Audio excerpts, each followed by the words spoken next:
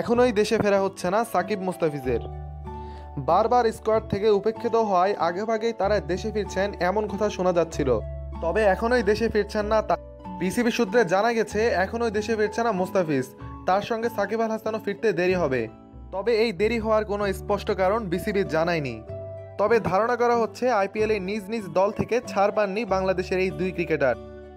Side বেঞ্চে বসে থাকা সত্ত্বেও কেন এই দুই ক্রিকেটার এখনোই দেশে ফিরছে না তা নিয়ে হয়তো খানিকটা কৌতূহল রয়ে যাচ্ছে।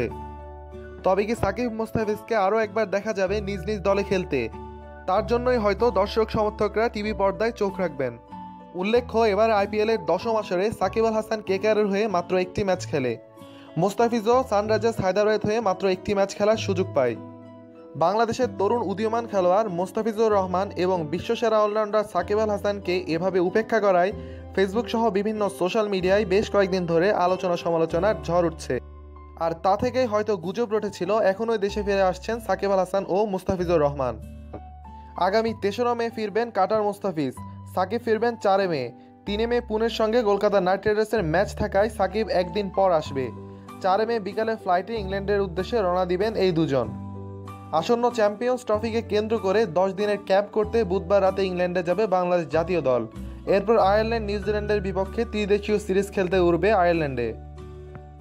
এখনই